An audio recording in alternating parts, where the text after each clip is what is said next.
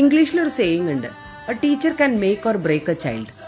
എൻ്റെ husband command ചെയ്യുന്ന കാലത്ത് ആളുടെ സബോർഡിനേറ്റർ ഓഫീസർ ഉണ്ടായിരുന്നു. അവരുടെ വൈഫ് എൻ്റെ മകൻ്റെ ടീച്ചറായിരുന്നു, ക്ലാസ് ടീച്ചർ. അവരുടെ മകനും എൻ്റെ മകനും ബെസ്റ്റ് ഫ്രണ്ട്സ് ആയിരുന്നു കേട്ടോ. പക്ഷെ കഷ്ടകാലത്തിന് ആ പയ്യൻ പഠിക്കാൻ ഇത്തിരി പിന്നോക്കായിരുന്നു. നമ്മുടെ ആളോ ക്ലാസ്സിൽ എപ്പോഴും ഫസ്റ്റും. ഈ കാരണം കൊണ്ട് തന്നെ മോൻ എന്നോടും പലപ്പോഴും വന്ന് പറയാറുണ്ട്, അവർ ചാൻസ് കിട്ടുമ്പോഴൊക്കെ അവനെ ഓരോന്ന് പറഞ്ഞിട്ട് കളിയാക്കും. അവനത് എന്നോട് വന്ന് പറയാറുള്ളപ്പോൾ ഞാൻ അവനോട് പറയാറുള്ളത് ഒരു കാര്യമുള്ളൂ, ഗുരുക്കന്മാരാണ്, അവരെ നിന്ദിക്കരുത്. ഒരു ടീച്ചറല്ലേ അങ്ങനെയുള്ളൂ, ആ സ്കൂളിൽ വേറെയും ടീച്ചേഴ്സ് ഇല്ലേ നിന്നെ ഇഷ്ടമുള്ളത്.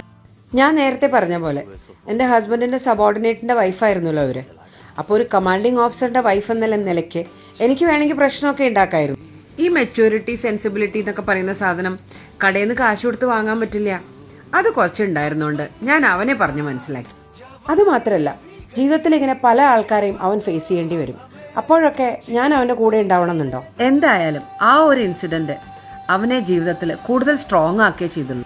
അതിലേറെ രസം അതല്ല, ആ പ്രാവശ്യം ആനുവൽ ഡേക്ക് അക്കാഡമിക് എക്സലൻസിലുള്ള അവാർഡ് എൻ്റെ മകനായിരുന്നു. ആ പ്രോഗ്രാം MC ചെയ്തതോ അവരുടെ മകൻ. എൻ്റെ മകന്റെ കോൺഫിഡൻസിനെ ബ്രേക്ക് ചെയ്യാൻ അവർക്ക് പറ്റിയില്ല.